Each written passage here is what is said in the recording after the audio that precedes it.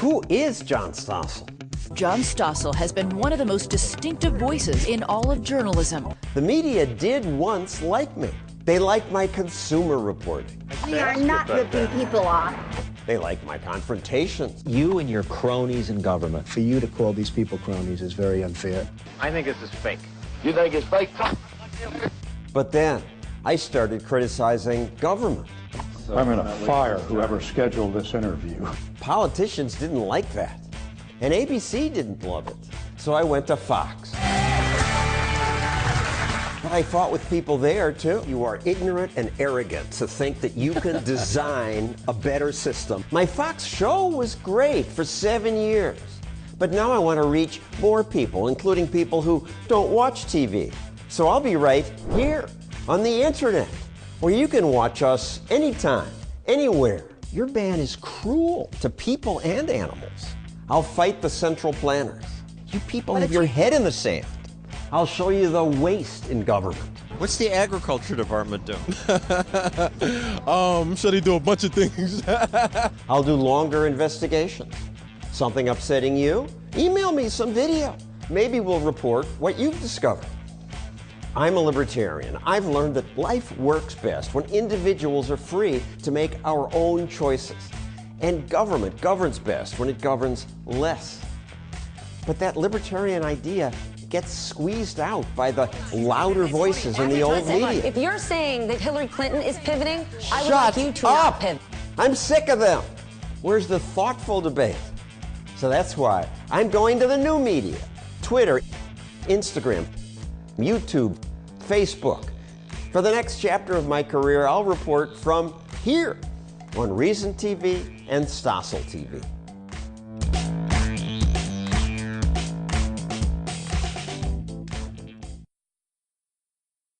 People love to hate Ayn Rand. You are out to destroy almost every edifice in the contemporary American way of life. 60 years to the day after Atlas Shrugged was published, people still feel compelled to pan her.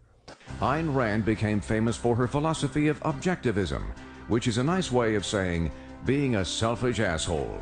Atlas Shrugged and Rand's other books are about many such self-interested people. Mr. Reardon, you wouldn't want it misunderstood that you worked for nothing but your own profit. Indeed, I want it understood clearly. And how does that benefit your fellow man? Thousands of jobs, billions in revenue, fueling our economy despite your efforts to destroy the very foundation of our existence. Rand argued that even if entrepreneurs and creators are selfish, so what? They create opportunities for others. They never got that, but I'm glad these people do. They love Rand's heroes. They had an idea. People told them, you can't do that. That's too selfish. That's too out of the ordinary. They did it anyways, and they're successful. So being selfish themselves, in the end, helped out a lot of people. Through me wanting to make more money, I may create an invention that may improve the standard of living for millions and millions of people. These young people are part of an organization called Turning Point USA, a group that tries to get Atlas Shrugged read more on campuses. We're on over 1,100 college and high school campuses across the country. But the campuses are not listening to you, or you're a tiny fraction of the political discussion. You would be surprised at how big the following is and how much appetite there is actually for this. Atlas describes an America where government passes so many rules that most of the economy just shuts down. That idea horrified people who like regulation. I find it abhorrent. I really do. Why was the left so enraged by it? Because she was and is effective. She wasn't talking about economics in terms of practical good. She was talking about your having a right to your own life. Jennifer Grossman of the Atlas Society loves seeing young people discover a new way to think about things. I'm a Peace Corps baby. I was raised in a community where I had never seen a conservative except in caricature. Libertarians were either stupid or evil. And when I went to Harvard, which was a bastion of liberalism, I actually found a couple of people who didn't fit that stereotype. So I decided I needed to go back and do some thinking. And some reading. She says she found the 12,000-page novel a spiritual experience. Spiritual, it's about business. I think it's about overcoming odds. It's about not allowing people to take advantage of you and feeling bad about pursuing your own interest. The consensus of the best metallurgical authorities are highly skeptical. I'm not interested in their opinions. Then whose do you go by?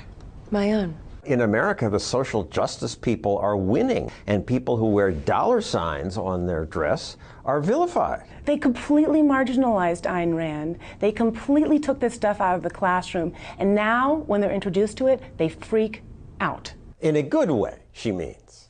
People are surprised when they see how freedom-minded college students are. They're socialists. They're not socialists. Admittedly, Bernie Sanders' biggest portion of his support came from young people. But our generation is split in a really ironic way. 60% think socialism is a good idea, and then 70% say they don't want to pay higher taxes and they don't trust the government. So they just don't understand what socialism really is. The first day of class, we had a student that walked in and opened his laptop, and on that laptop there were a ton of Bernie Bros stickers and I love socialism. So the very next day, I brought to class a ton of stickers, laptop stickers that said, "This laptop was brought to you by capitalism." Towards the end of the semester, I had most of the class on my side. With the help of a book that's 60 years old today. Fiction is more powerful than facts. Facts are more important, but maybe fiction does a better job teaching people what really matters.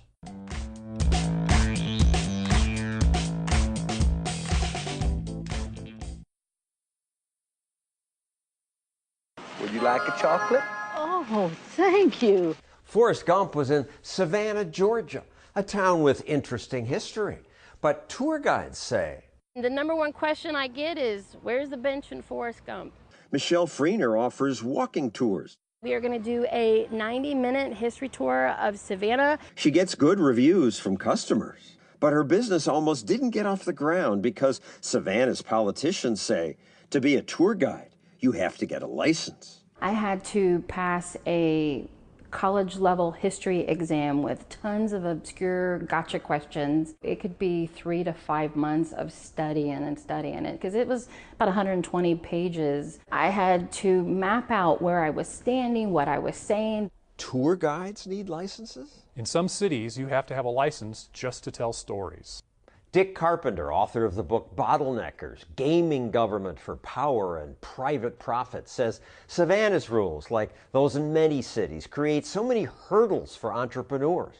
Not only did Michelle have to pass a difficult history test, she also had to do a criminal background check, which meant she had to give a urine sample and a blood sample.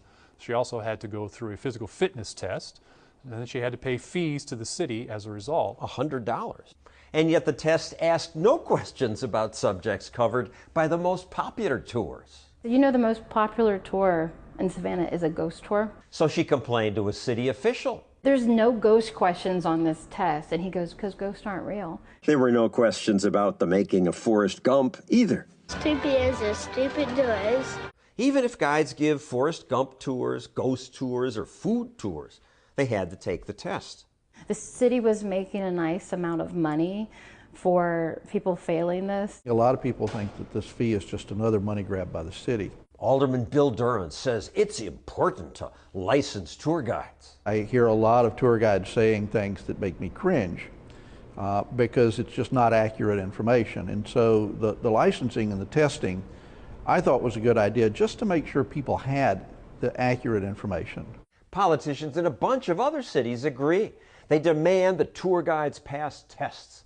The turning point for Michelle came when she got sick. When I told them, hey, I don't think I could pass the physical this year, I was actually told by a city official, well, I guess you're going to have to find another occupation. There were a couple of points that maybe went a little too far in the licensing process, having to have the physical exam periodically, maybe the cost of the test. They basically said that if you don't like it, you can sue us. And when they said that, that's what I did.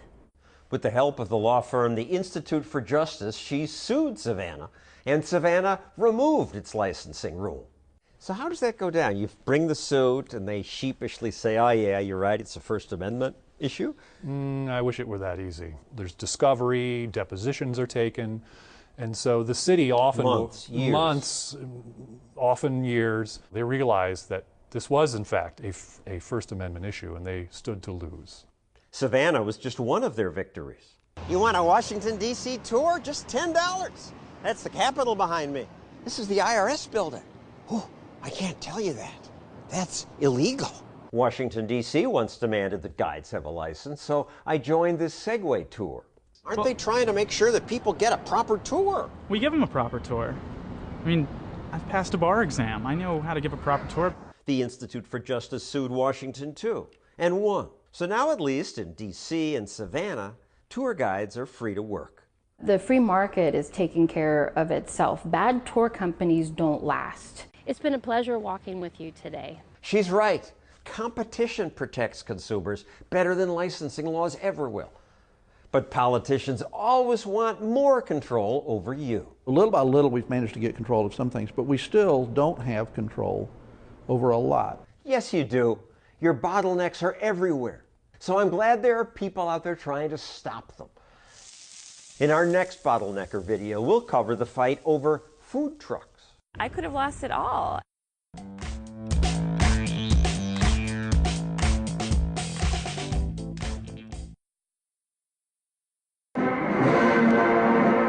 Happy birthday, communism.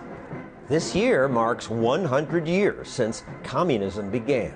Street by street and building by building, the Bolsheviks took over. The first revolution was in Russia.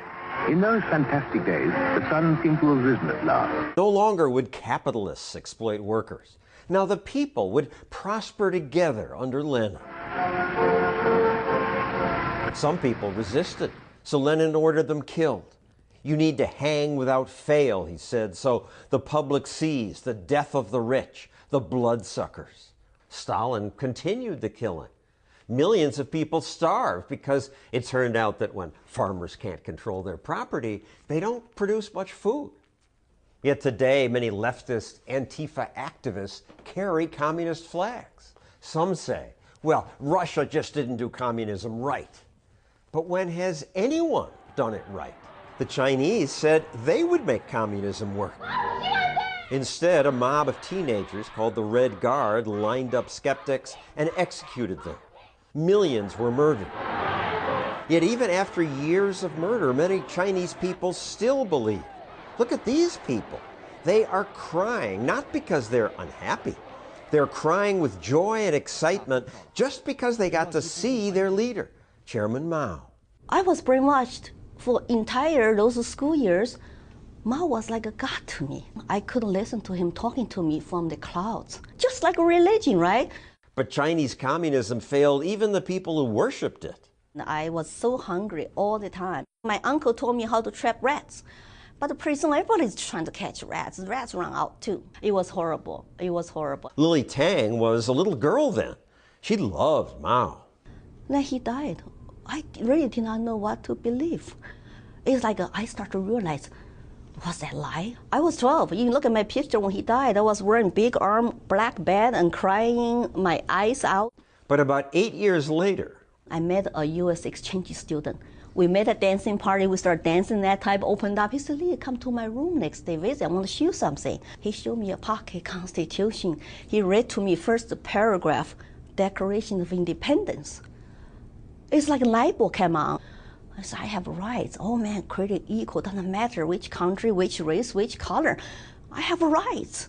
He put something in my head. I come to America. My family all were crying when I left. I did not know anybody in the U.S., no friends in Austin, Texas, just sponsor. Lily came to America with nothing. But here she thrived. And last year, my name is Lily Tom Williams. She ran for U.S. Senate as a libertarian. She polled high enough to make the debates. American citizen by choice. I got 100,000 votes. Her message was that life is terrible without freedom. I lived under single-payer system, socialist medicine for 24 years. It was total nightmare. After all my sufferings in China, my awakening process, this is what I was born to do. Before she became a libertarian, she became a Republican. But then, in 2008, When they bail out the banks, when Bush come out to say capitalism failed. I've abandoned free market principles to save the free market system. It just shocked me. They use taxpayers' money to bail the banks. And I thought the Republicans supposed to be for limited government. They expand Medicaid, no child left behind, and surveillance, all that stuff. I got so mad. I reached libertarian in 2008, so I become like an activist. When Colorado debated gun control, she posted this picture on Facebook with the caption, "I once was a slave. I will never be one again." I was holding my AR-15 to send a strong message. You remember what happened in Tiananmen Square 1989? She told Colorado's legislature the history of China might have been different had the Chinese had a right to bear arms. What if we had guns? What if we had unlimited shots? History might be different. Now she speaks at colleges. She says many young people haven't learned the lessons of communism. Total brainwashed, don't know the truth, trust authority, and trust the government. So I hope more students listen to Lily Tang Williams. Big, powerful government, it's very scary. It will keep growing like cancer, will never stop. If you empower government, not the individuals, we're gonna lose this free country. That's not what I came here for. I got 3 children now. It's like, I'm gonna fight here. I'm gonna try to wake you. It's like, don't do any crap to my country.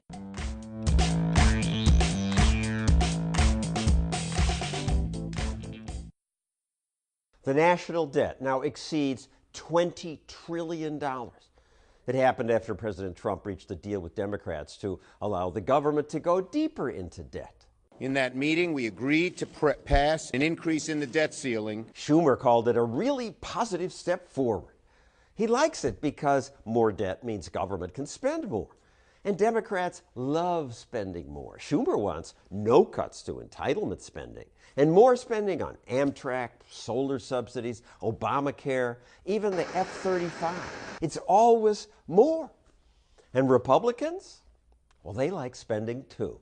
The House vote to increase the debt limit was 316 to 90. One of the few who voted against it was Thomas Massey. He understands how important debt is. When you walk into my congressional office, the first thing that you see is not a picture of my family or a picture from my district. You see a debt clock square right there staring you in the face. I put that up the first week that I got to Congress. Number one, to remind me why I came to Congress 4.5 years ago. Well, you're failing. Yeah, well, I'm trying, okay? If only a few more would try. Today's pals rarely even make suggestions as to how we might address our debt, our unsustainable, increasing debt. They just keep spending more, increasing the debt as if nothing bad can ever happen. The increases are so big, I had to leave the building to graph them. Less than 5% of the economy. Here's World War I. Here's World War II. Used to go down after wars, but now, even in peacetime, it only goes up. Pretty soon, we're up here. How are we going to pay for that? It's crazy. Imagine you and I had a credit card debt which was higher than our national income. Well, that's what places like Greece have. Now that's what we have. And nobody cares. They're going to start caring when they start looking at the dollars that they're going to have to spend. And then what? No one knows exactly. You can pull a rubber band and stretch, but at some point, something bad is going to happen. What will that be? I assume Congress will just have more money printed to pay for things like its bigger military and much bigger Medicare and welfare state. What'll happen next? Maybe wild inflation like they've got in Venezuela. This is not that unusual. Zimbabwe printed more currency to pay its bills too. Now we have billion-dollar bills from Zimbabwe. This today is worth nothing. Could happen to us. None of us knows when this will blow up. To prevent the crisis, all Congress would have to do is slow spending increases to the rate of inflation. But they won't even do that. They just raise spending and raise it until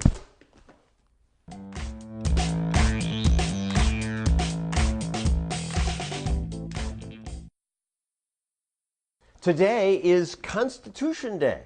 So what's your favorite part of the Constitution? I'm not sure what it's actually about, yeah. You get to do whatever you want to do. I don't know. I have no idea. Lots of people had no idea, but some knew, and many had favorite parts. The ability to amend it. That was key. It allowed Americans to get rid of the bad parts. The 13th Amendment outlawed slavery, the 21st, and the alcohol prohibition. Other important parts are the right of the people to bear arms, a guarantee of trial by jury, and lots of people mentioned the First Amendment. Free speech. Freedom of speech, even though it can be abused. I'm a firm believer in saying what I want to say, and I would hate for somebody to restrict me. I ask a bunch of freedom-loving people. You have a favorite part of the Constitution? Or the First Amendment. Jim Caruso runs a craft beer brewery.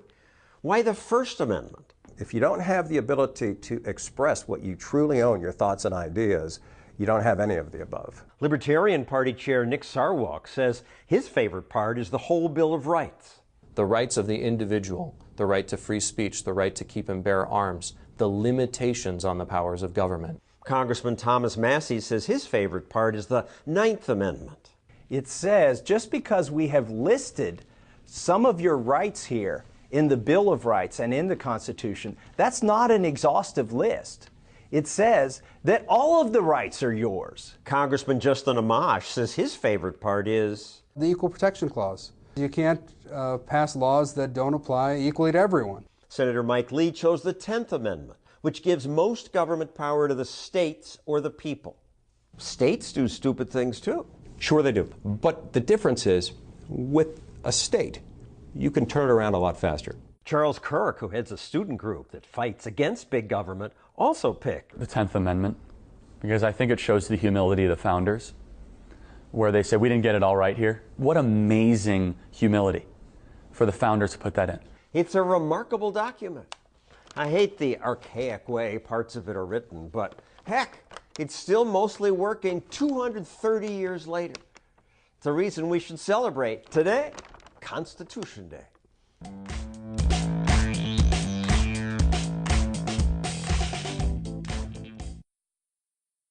College costs a fortune. Most Americans can't afford tuition. Fortunately, some colleges now put their professors' lectures online so everyone can learn. Here's a sample. How we derive energy from triglyceride. This Berkeley video makes chemistry interesting. Because carbon and hydrogen are nonpolar, those are insoluble. For 5 years, anyone could access 20,000 videos on Berkeley's website. But then, President Obama's Justice Department sent Berkeley this threatening letter. Berkeley's in violation of Title II. The Attorney General may initiate a lawsuit.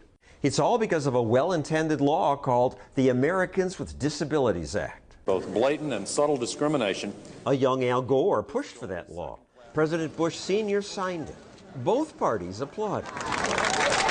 Who wouldn't? Who could object to a law that says no individual with a disability shall be denied the benefits of services? But as usual, the good intentions had unintended consequences. All lectures are being deleted, so now no one can access them. Berkeley took its videos down because closed captioning is expensive. It has to be done by a person who listens and then types out each word. Computers can transcribe cheaply, but they're lousy at it. When a Harvard video said, on our campus, it was transcribed as hot campin' good. Our experienced transcriptionists will perfectly transcribe your recordings. Berkeley didn't want to spend millions on companies like this, so it blocked everyone from seeing its lectures. Everyone's treated equally. Hearing people have no advantage over the deaf. Nobody gets to see the videos. Government equality police doing their work. But fortunately, the videos will survive thanks to the internet and pissed off entrepreneurs like Jeremy Kaufman. We're going to keep it available. Kaufman downloaded all the Berkeley videos before they were taken down and reposted them to his website, Library, spelled funny.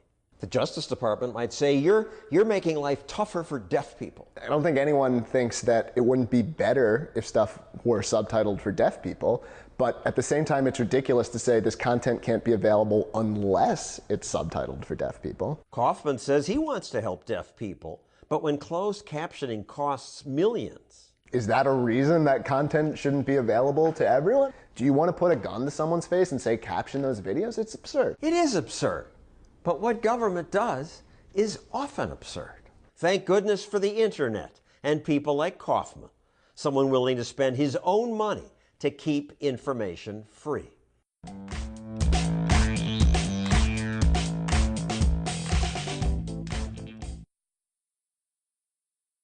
Space, a final frontier. Our technology is catching up to Star Trek. So can we now fly the Enterprise? Shall we begin? No. Today the Enterprise couldn't do half what the filmmakers imagined. We have too many rules. Would you ride your bike without a helmet? We'll get him too. Buckle up day and night, or you will get caught. By contrast, the Enterprise didn't even have seatbelts. We're at the point where the Enterprise wouldn't get off the ground. Of course it would. I would be there. William Shatner now mocks me for calling for less government. And that's a wonderful principle to have. Government stay out of our lives. And yet, how do you have too many safety rules? You don't know that that wall isn't going to fall in. And if it fell in, and then you said, why didn't you make a rule? It's good there are rules about cigarette smoking. It's bad for you, but it could be worse for me if I'm smoking, if I'm breathing in secondhand smoke, even on your clothes. That's worth a regulation. And they regulate it, they tax it, but they don't ban it. Well, because people want to smoke. Yes. And free people want to do all kinds of risky things. We ought to be allowed to. Tomato soup. Remember that food-producing machine on the Enterprise? There are 14 varieties of tomato soup available from this replicator. You could get whatever you wanted. In real life, today's food police would limit your choices. I would like a large cola. Your choice is unavailable. Foie gras. Your choice is unavailable. And when the crew had to go, regulators would mandate many choices. Does this really need to be a thing? And the TSA would make it hard to board. No phasers, no tricorders. If I catch you with a tricorder, you will not make this transport. Mr. Scott, ready to beam up. Beam up? The transportation department would say, that's too dangerous. I watch government regulate this and that and this. Well, aren't they trying to do good? Aren't they trying? Aren't these little men who've never been on a horse trying to do good by limiting your broken bones? Your argument of no regulations doesn't hold. I didn't say no regulation. Well, then where do you draw the line? Many, many fewer. I want to be able to drink raw milk if I'm stupid enough to try it. Well, but nobody should be drinking milk. No other species drinks another species' milk. If you do it, you're going to kill yourself. All kinds of terrible things like flatulence will happen to you. Darkness is coming. Darkness has come, because today even Captain Kirk doesn't want to explore space. You can't live on Mars, A, and B, to get 3 people to Mars is monumental in cost. So you're not going to populate Mars. You're going to send some people to die or get out of there as quickly as possible. It's going to be like the moon. 1, 0. Oh, come on. Private space travel is taking over. NASA no longer insists on government doing it all. We could be entering a wonderful new era of libertarian exploration. We libertarians would do it differently. We'll boldly go where no one's gone before, discover new species, and leave them alone. Space, the final frontier. Our continuing mission to seek out new life and new civilizations and leave them alone. To trade with them, if they want, but to mostly leave them alone.